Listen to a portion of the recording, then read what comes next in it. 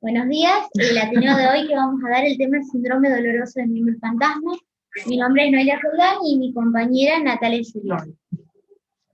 Para empezar, queríamos aclarar primero un poco la diferencia de conceptos. La diferencia que hay entre sensación de miembro fantasma, que es cualquier experiencia sensorial o sensitiva que se origina en el lugar de la parte del cuerpo que ahora no existe posamputación. El dolor de miembro residual o del muñón, que es el dolor originado en la porción que queda todavía del miembro posamputación, por eso se llama dolor del miembro residual o del muñón, y que generalmente está asociado por daño tisular, por dehiscencia de la herida, infecciones, se puede presentar en el periodo agudo como también en el periodo crónico, cronificarse, y que está asociado a la formación de neurinomas. Y por último, lo que sería el dolor de miembro fantasma, que es la experiencia displacentera o dolorosa originada en la porción del cuerpo que ya no existe, que por eso se llama dolor de miembro fantasma y las siglas en inglés son PLP. Y pueden experimentarse como sensaciones de calambre, de electricidad, como puñaladas o agujazos o una sensación quemante. Bien, bueno, para hablar un poquito de generalidades, y esta información la obtuvimos de una búsqueda bibliográfica que hicimos en PubMed, como información general, se sabe que las causas principales de amputaciones en adultos es de causa vascular, diabetes, hipertensión o aterosclerosis en general, como primera causa, traumáticas y oncológicas. Esta distribución cambia drásticamente, cambia en los pacientes pediátricos, en cuya principal causa está representada por las etiologías oncológicas, entre ellas los... ¿Hola? Gracias. El osteosarcoma, el sarcoma de Edwin y el rhabdomiosarcoma, como las tres entidades más frecuentes que se presentan como causa de amputación. En segundo lugar, las de tipo traumática, y en tercer lugar, los defectos congénitos de las extremidades. Bien. Generalidades, hay un montón de información de esto. Esto es una revisión sistemática que se hizo en el año 2020 y que recopiló la información desde los artículos del 2014 hasta el 2019, es de la Sociedad Europea del Dolor. Hace una descripción general de cuáles son las prevalencias y las características generales de los síntomas, del síndrome del miembro fantasma. ¿Cuáles son estas características? El síndrome del miembro fantasma tiene dos picos de presentación que va a diferenciarse tanto en pacientes pediátricos como en pacientes adultos. Esta presentación tiene un inicio precoz, que sea entre los días y el mes, y uno tardío, que es al año. De todos modos, las presentaciones del síndrome del miembro fantasma no tienen un punto exacto de inicio, ni tampoco tiene una clasificación tan estricta con respecto al inicio de la sintomatología, dado que depende mucho de la percepción de la plasticidad de cada paciente.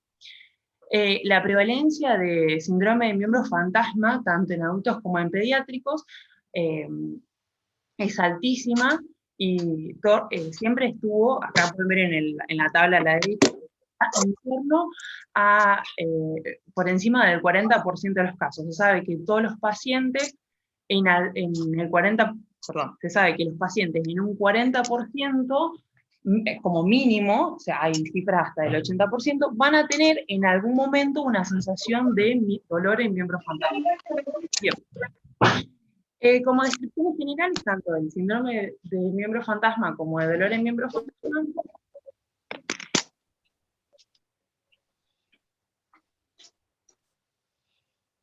Aguantame un segundo, vamos a mutear. Perdón, estamos muteando.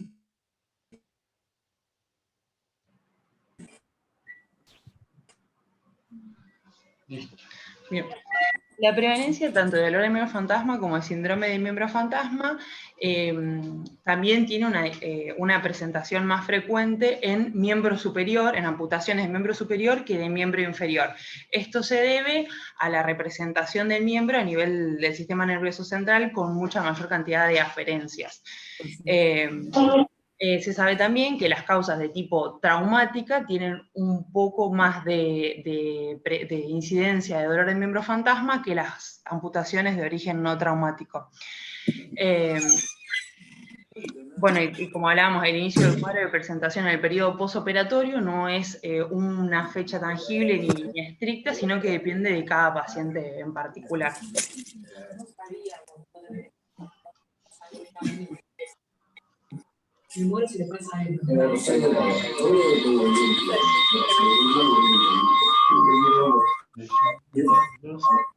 Vas a participante. Muteas. Ahí abajo si no podemos poner mucho. Ah, pero si no. No, está bien porque mutea a todos menos. Bueno, acá un poquito, este es un recorte de este artículo que hablamos de la revisión sistemática, donde se ve que la incidencia de dolor de dolor de miembro fantasma al año de la amputación es de alrededor del 82%, o sea, tiene realmente una presentación muy habitual. Y también hay muy poca información con respecto a este dato en lo que tiene que ver con pediatría, pero sí se sabe que los pacientes pediátricos también tienen una alta prevalencia e incidencia y que tienen un cuadro de presentación precoz un cuadro de presentación precoz de síndrome del miembro fantasma en comparación con adultos. Es más habitual que se presente precozmente. Bueno, nada, esto también depende un poco de la plasticidad neuronal, que es mucho mayor en pacientes pediátricos y adolescentes que en adultos, y que permite una cierta capacidad de protección frente al dolor de tipo neuropático y al síndrome del miembro fantasma. Que ahora vamos a hablar un poquito de fisiopatología. Bien. Este es otro artículo que es una revisión que se publicó en el año 2020 del Instituto Mundial de Dolor, donde evalúa 71 pacientes con amputaciones unilateral de tipo traumática, o sea que eso ya es un sesgo con respecto al artículo. Ellos proponen que existen factores de riesgo y factores protectivos para tanto el desarrollo del dolor de miembro fantasma como del dolor de muñón, que son dos entidades distintas, ¿no? Bien. El síndrome de miembro fantasma, los factores protectivos que están descritos, tienen que ver con la sensación de movimiento, que el paciente sienta el movimiento del miembro fantasma, es un factor que protege, dado que habla de una cierta plasticidad a nivel central, y bueno, plasticidad motora a nivel de la corteza espinal. Your internet connection. Ah, sí. Sí, bien. Ay, no, nada, parecía que estaba desconectado, pero nada. Y otro de los factores que se asocian a un factor, que es un factor protectivo, es el éxito de haber tenido en el éxito preoperatorio en el tratamiento del dolor en pacientes que van a ser sometidos a una amputación de miembro inferior. ¿Cuáles son los factores de riesgo para el desarrollo del miembro fantasma? Estos son factores que están demostrados estadísticamente, después existen otros, ¿no? La intensidad con la que el paciente, la intensidad con la que se manifiesta el síndrome de miembro fantasma. Que excluye lo que es el síntoma, el signo del movimiento, sino la quemazón y el hormigueo, este tipo de percepciones del paciente, cuanto más se presenten, mayor es el riesgo de que en el posoperatorio el paciente tenga dolor de miembro fantasma. Y por otro lado, como hablábamos anteriormente, la edad representa otro de los puntos a tener en cuenta, porque según lo que está descrito, se sabe que con la edad se disminuye la capacidad y el potencial de neuroplasticidad de los pacientes y la adaptación neuronal, lo que permite una cierta limitación a la hora del control del dolor crónico. Bien, y en lo que respecta al dolor de muñón, los factores asociados se vieron que son el nivel de amputación. Mayor es el riesgo de presentar un dolor en el muñón en pacientes que tienen una amputación de tipo supracondilia o proximales. Cuanto más proximal, mayor es la tasa de presentación. Y por otro lado también el grado de dolor que presenta en el punto preoperatorio, eso está relacionado con el remanente de dolor en el posoperatorio. Bien, otros factores de riesgo que están sacados de protocolos tienen que ver con, que es un poco lo que hablábamos anteriormente y creo que se reiteran un poco, las amputaciones de origen traumática, el mal manejo del dolor tanto preoperatorio, intraoperatorio y posoperatorio, la proximidad de las amputaciones, que haya recibido quimioterapia el paciente. Este factor puntualmente va a ser importante en los pacientes pediátricos, que haya sido fumador, y la existencia de neuromas preexistentes e infecciones en el sitio de la amputación, o sea, amputaciones infectadas. En lo que tiene que ver con pediatría, los factores de riesgo que están asociados al síndrome de miembro fantasma tienen que ver con el tratamiento quimioterápico previo, dado que muchos quimioterápicos que se usan habitualmente en los pacientes con osteosarcoma, sarcoma de Edwy y rhabdomyosarcoma, tienen un componente de una toxicidad neuronal, como el cisplatino, etoposio y vincristina, que favorecen al desarrollo de este síndrome. Es más frecuente en miembro inferior que en miembro superior y que, al igual que lo que se produce en el síndrome regional complejo, que también tiene mayor incidencia en miembro inferior que superior, y la distribución con respecto al género, hay mayor presentación de síndrome de miembro fantasma en mujeres en comparación que con hombres. Eso se respeta con la misma proporción en la población adulta. Bien.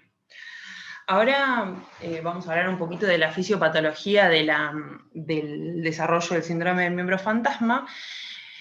Lo que hemos encontrado y la fisiopatología que está descrita, habla de muchos datos que aún no están resueltos o que no se sabe precisamente a qué se deben o no se han podido descubrir. ¿Qué es lo que sí está descrito? Bueno, la fisiopatología va a estar determinada por factores de tipo centrales y factores de tipo periféricos. Estos factores centrales tienen tanto un impacto a nivel de la corteza o a nivel cerebral y otro punto a nivel de la médula espinal o a nivel espinal. Y por otro lado, los factores periféricos que tienen que ver con respuestas inflamatorias locales, perineurales, cuando se produce la axonotomía. A nivel central, se sabe que se produce una neuroplasticidad, que en el caso del dolor neuropático crónico es una neurotoxicidad maladaptativa que actúa en contra de los beneficios del paciente sería lo que quiero decir. Y esto tiene que ver con un aumento de la cantidad del área de reorganización y la entrada de aferencias o de inputs, como lo nombraban los artículos, y que esto permite remodelación de las áreas, tanto somatosensoriales, motoras y el área frontal, que determinan que se establezcan nuevas conexiones y esto genera la posibilidad o el potencial riesgo de tener dolor de miembro fantasma. En lo que respecta a nivel de la médula espinal, se sabe que se producen nuevas interconexiones neuronales con las áreas intersegmentarias, y esto genera una disminución en las conexiones de tipo inhibitorios, que saben que es el sistema descendente, que es el regulador de la nocicepción de los pacientes. Hay una disminución en la cantidad de neuronas y del sistema descendente y por consiguiente, un aumento de la actividad excitatoria a través del sistema glutamatérgico, que genera que mayor cantidad de estímulos de tipo supraespinales lleguen a la corteza y generen la perpetuación del dolor y con esto, bueno, el paciente percibe un estímulo doloroso, o percibe una sensación dolorosa, incluso en ausencia del estímulo, como es lo que se describe en los pacientes con síndrome de miembro fantasma. Y bueno, después en las cuestiones que tienen los factores que tienen que ver con la lesión fisiopatológica de los factores periféricos, tienen que ver con las lesiones puntuales nerviosas, la formación de neuromas, que esto en realidad está más asociado al dolor del muñón y que tienen otro tipo de resolución que es quirúrgica. Y después, también localmente se produce un proceso inflamatorio que favorece el desarrollo del aumento de la cantidad de receptores y de canales de sodio, que genera una hiperexcitabilidad de la neurona. Y eso, bueno, esos serían todos los puntos, pero sobre todo la mayor cantidad de descubrimientos tienen que ver con la porción medular y de los factores centrales a nivel de la corteza somatosensorial y motora primaria. No sé si hay algo más. Bueno, una vez que teniendo los conceptos de qué es el dolor de miembro fantasma y cómo sería la fisiopatología, lo que queremos rescatar es el concepto de analgesia preventiva. Analgesia preventiva es un método analgésico que se aplica antes de que se produzca el trauma quirúrgico y el daño tisular, que tiene como objetivo prevenir lo que sería la sensibilización central, reducir el dolor postoperatorio y prevenir de esta manera el desarrollo de dolor crónico. Porque si solo usáramos analgesia postoperatoria, bloqueamos lo que sería la hiperalgesia temporalmente, pero no se previene todo lo que sería el proceso de desarrollo de sensibilización central. Este concepto de analgesia preventiva en nuestro rol de anestesiólogos es muy importante. Y así podemos definir que el dolor de miembro fantasma podemos establecer ciertas estrategias para tratar de prevenirlo, que los podemos dividir en 4 grupos. En la técnica quirúrgica, que la técnica quirúrgica más que nada se refiere a lo que hace el cirujano, donde la neurectomía o la disección de los nervios en la cirugía predisponen a una mayor incidencia de dolor de miembro fantasma y formación de neuronas. Entonces se están desarrollando nuevas técnicas como la coablación o la envoltura nerviosa de colágeno para poder mejorar este factor. Cuando hablamos de medidas de soporte, hablamos del apoyo psicológico con psicoterapia, todo lo que serían los cuidados del muñón, la terapia de frío, masajes para prevenir los espasmos musculares y un uso apropiado de las prótesis con una buena rehabilitación. Y lo que nos incumbe a nosotros en nuestro rol de anestesiólogo es tratar de establecer estrategias preventivas a través de agentes farmacológicos y de lo que sería anestesia regional. Dentro de agentes farmacológicos tenemos nuevamente para nombrar todo lo que nosotros sabemos de lo que es analgesia y anestesia multimodal, con la presencia de los opioides, los bloqueantes de receptores NMDA, agonistas alfa-2, gabapentinoides, un fármaco nuevo que es la hormona calcitonina y el paracetamol y los AINES.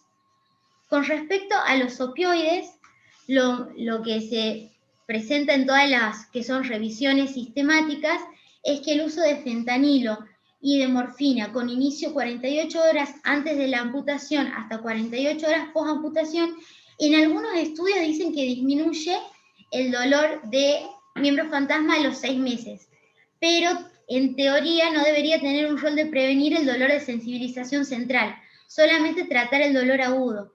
Pero como hablábamos que los pacientes que llegan con dolor preoperatorio al momento de la cirugía tienen mayor incidencia de dolor de miembro fantasma, muchas veces se asocia que esta mejoría a los 6 meses de la incidencia se debe a que estamos haciendo que estos pacientes lleguen de mejor manera al momento quirúrgico.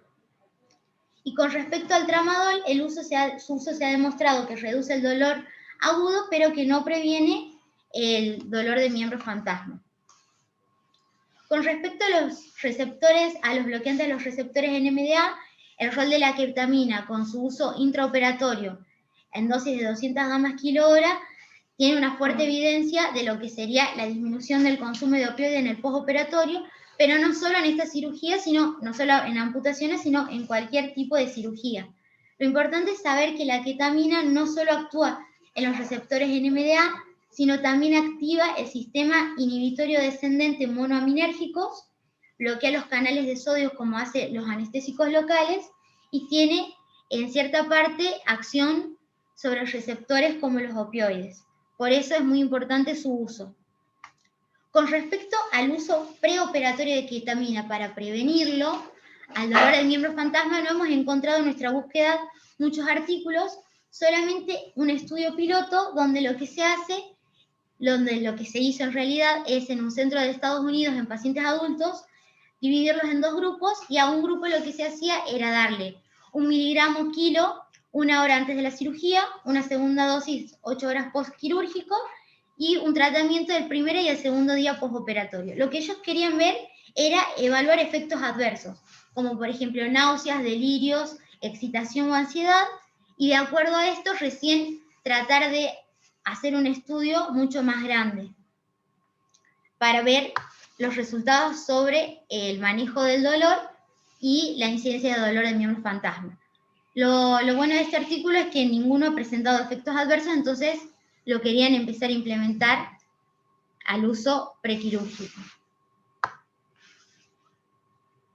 Bueno, con respecto a los agonistas alfa-2, los que conocemos, clonidina y dexmedetomidina, con un uso intraoperatorio para inhibir lo que es la neurotransmisión nociceptiva y así proveer todo lo que es analgesia adyuvante no opioide.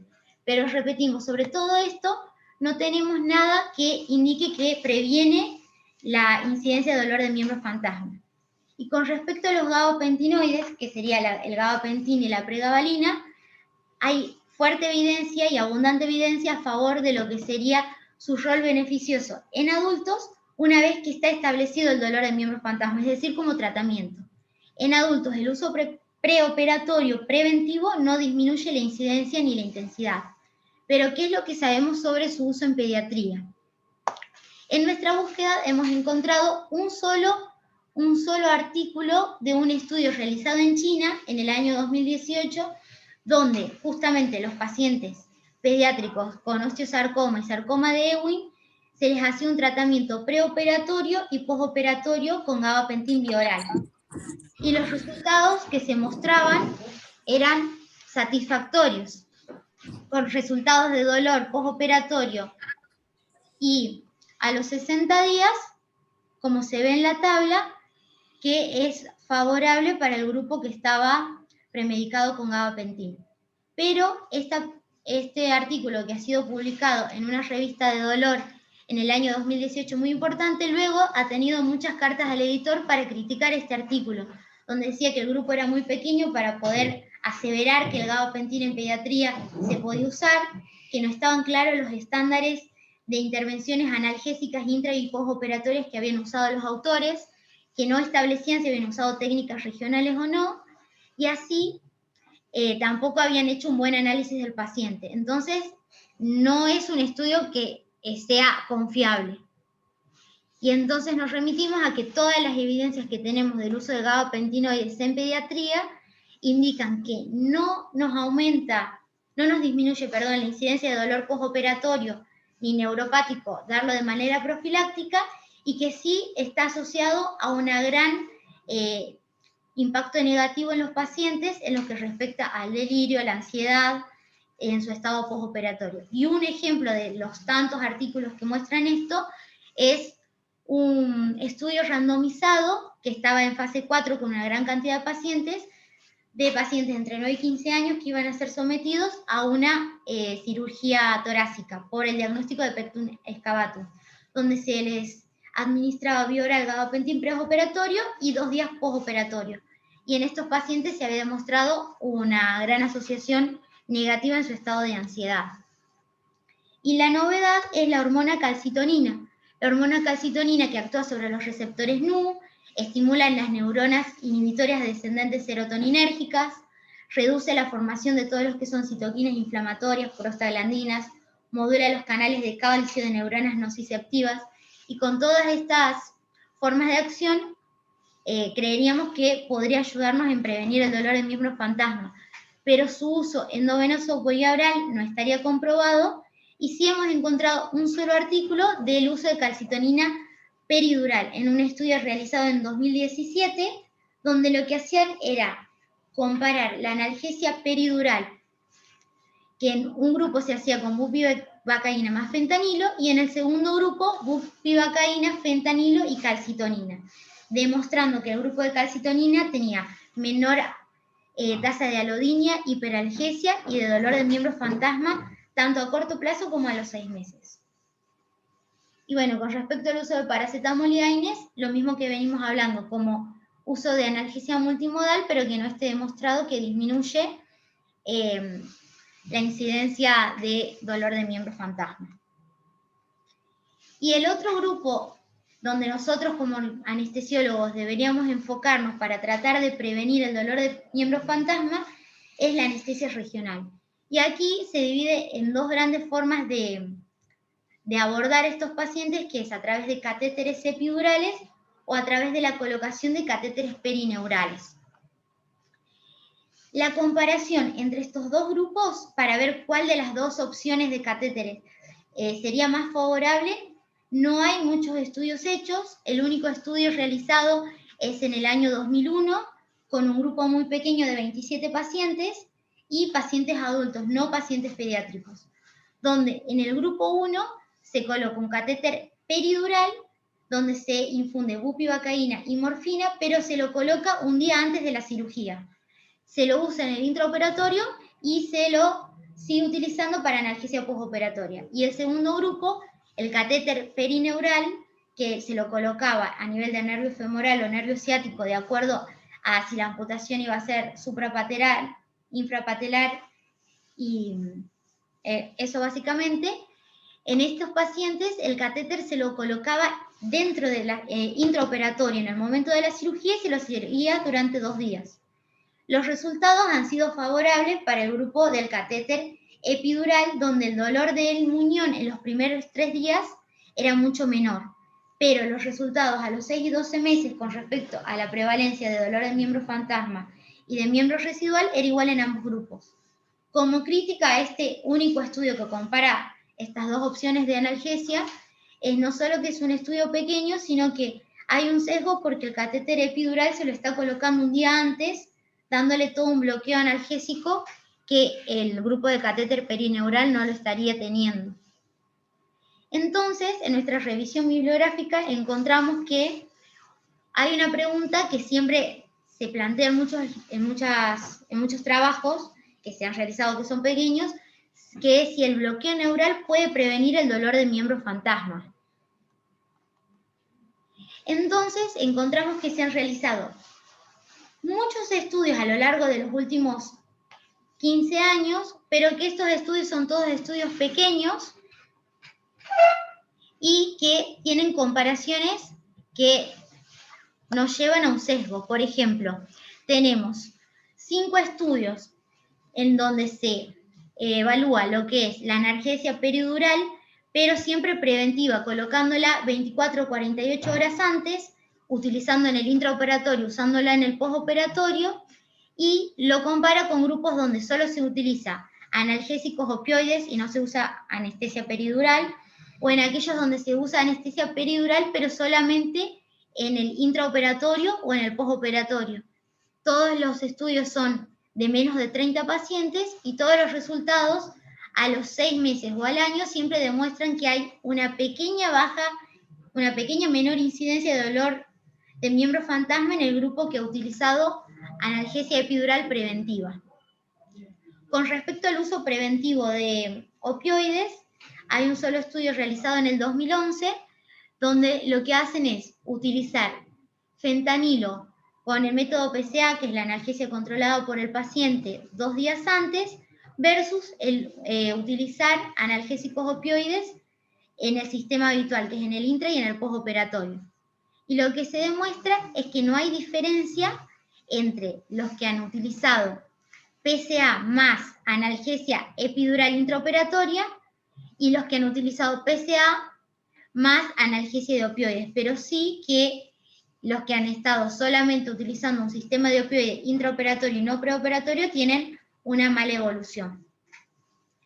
Con respecto a los catéteres, a la infusión de anestesia local continua por catéter perineural, tenemos 2 estudios, además del que ya habíamos nombrado, que es el de Lambert en el año 2001, que compara con la analgesia peridural, y en esto lo que hacen es comparar nuevamente lo que es la infusión intraoperatoria y postoperatoria versus solamente utilizar el sistema de opioides, de analgesia con opioides endovenosos. Entonces todos los resultados siguen siendo favorables para los catéteres perineurales. Aquí tenemos de nuevo otra revisión donde cita todos los mismos artículos que acabamos de hablar. Los que están marcados en la diapositiva es el del año 2001, que sigue siendo el único que compara catéter peridural versus catéter perineural, y el del 2017, que es el de la calcitonina que habíamos hablado cuando decíamos agentes farmacológicos. Entonces, todas estas críticas que las venimos haciendo de los pocos estudios, de los estudios que hay hasta el momento, que son todos con un número bajo de pacientes que tienen sesgo en lo que comparan, una revisión sistemática y un metaanálisis del año 2015, publicado en el año 2015, que analiza todo lo publicado hasta ese año, nos dice que todo lo que hay publicado hasta el momento tiene baja calidad, tiene muchas inconsistencias y que estaría dado las condiciones para que se hagan nuevos estudios un poco más grandes y con mejores precisiones, no me sale la palabra. Y como que la única conclusión que sí está validada es que disminuye el consumo de opiáceos en el postoperatorio, que bueno, no es un resultado favorable menor, hasta en un 40 o un 50%. Siento la disminución del consumo de opioides sin mejorar lo que sería el dolor que refieren los pacientes. Y con respecto a la analgesia por catéter perineural en pediatría, hay muchos reportes de casos. Y uno de los reportes de casos con 4 pacientes es lo que se ha realizado, la experiencia realizada en un hospital llamado Saint Jude, donde presentan 4 niños oncológicos, que los 4 presentan dolor preoperatorio y los 4 han recibido quimioterapia previa. Su diagnóstico es osteosarcoma de miembro superior. Es decir, que tienen todos los factores de riesgo para desarrollar lo que sería dolor de miembro fantasma. Lo que aquí se ve en la tabla 1 es que los 4 pacientes se ha colocado en el plexo braquial el catéter. En uno de los pacientes venía premedicado con morfina y gabapentin, el otro con morfina y gabapentin bioral, y 2 de los pacientes tenía puesto el catéter preoperatorio, además de el gabapentin y la morfina. Estaban con este tratamiento porque ya venían con su dolor por la neuropatía periférica provocada por la quimioterapia. En este reporte de caso, lo que hablan los autores es que las complicaciones más frecuentes que están descritas en la bibliografía son la desconexión del catéter con el paciente y el más grave, la infección, que especialmente en estos niños inmunocomprometidos es importante. Y que hay un reporte en los distintos artículos de una incidencia de colonización del catéter que va desde un 6% hasta un 57%, que depende del sitio de inserción y si el catéter está tunelizado o no. Un catéter tunelizado tiene menos probabilidades de infectarse. Pero lo que importa es que todos estos estudios están realizados con catéter colocados, aquí está mal escrito en la diapositiva, como máximo de 3 o 4 días. En cambio, aquí, en este reporte de caso, los catéteres los han dejado más de 8 días, en algunos casos 8 o 9 días y en otros hasta 14 días, porque han utilizado el catéter hasta que el paciente no sentía dolor y recién ahí han sido extraídos. Lo que ellos querían demostrar que estos pacientes que han estado con el catéter perineural durante 15 días, al mes ninguno presentaba dolor de miembro fantasma. Como crítica a este reporte de caso no han hecho un seguimiento de cómo era la prevalencia de la incidencia en estos 4 pacientes de dolor de miembro fantasma, ni a los 30, ni a los 60 días, ni al año. Pero siempre es importante contar que, bueno, lo que habíamos hablado en un principio, que en pacientes pediátricos el dolor de miembro fantasma se presenta en el periodo agudo y no en el periodo crónico como en la mayoría de los adultos. Después, también hemos encontrado otro estudio, pero es un estudio retrospectivo de pacientes adultos no pediátricos, donde comparaban un catéter neural, un catéter perineural utilizado en el postoperatorio versus otro grupo que no tenía catéter. Y lo que ellos reportaban como efectos adversos o complicaciones del catéter eran que algunos catéteres se bloqueaban, otros se desconectaban del paciente, se salían del sitio de inserción o infección. Y lo que ellos solamente querían era evaluar el consumo de opioides en las primeras 72 horas. Y con este estudio ellos han demostrado que el grupo que tenía un catéter perineural tenía disminución del consumo de opioides, tanto en las primeras 24, 48 y 72 horas. Era lo único que buscaban evaluar con este estudio. No podían asegurar que disminuía la incidencia de dolor de miembro fantasma. A ver, ahí.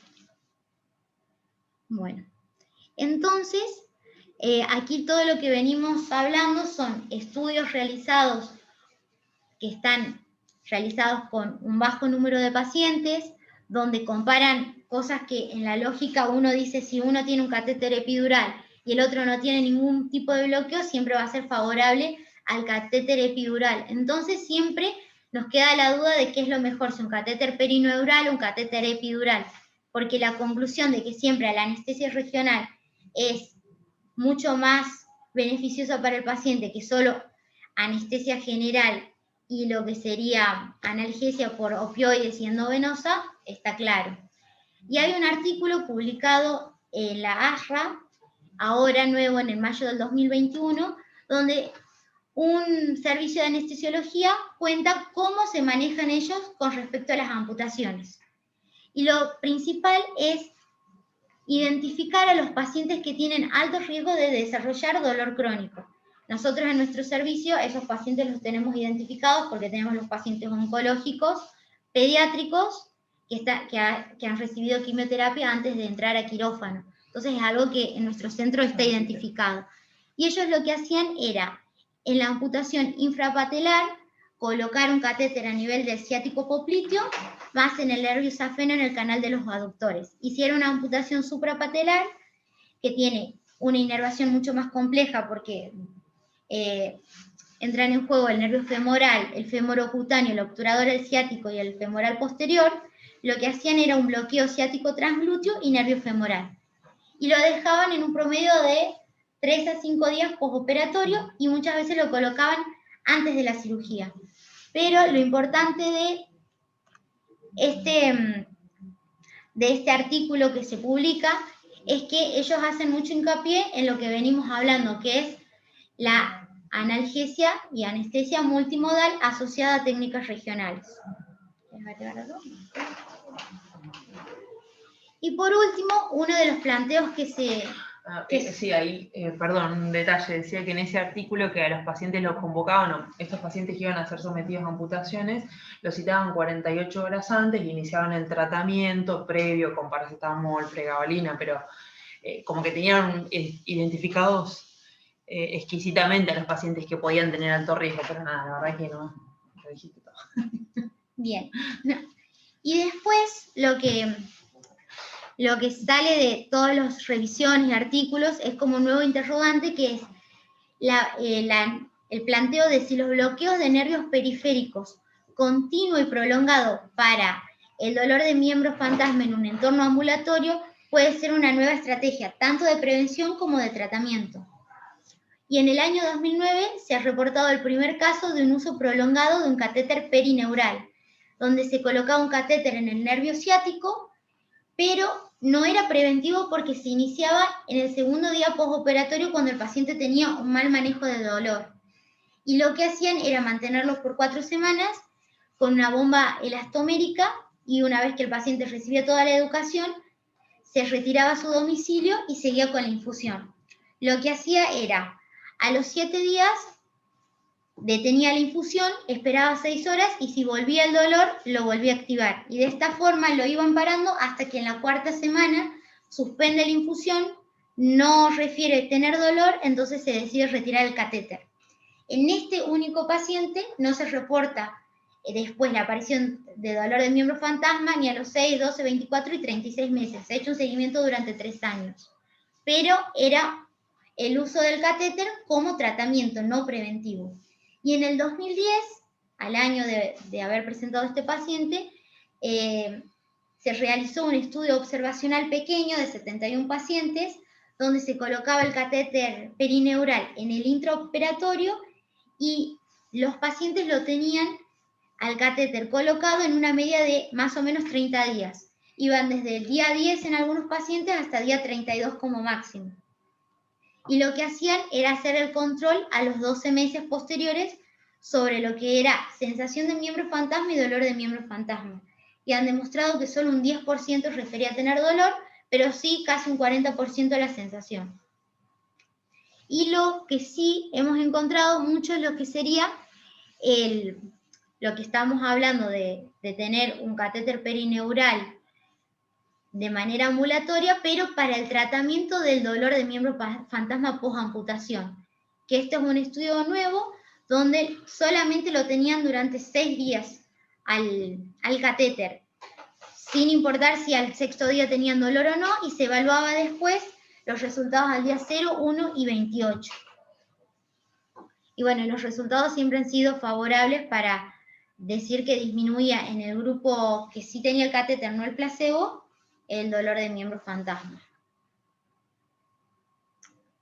Bueno, como conclusiones de toda la revisión que hemos realizado, es que hay una alta prevalencia en los pacientes pediátricos, especialmente en los oncológicos sometidos a amputación, no solo la sensación, sino también el dolor, que es una patología que va en detrimento de la calidad de vida de los pacientes, que es de difícil prevención y tratamiento.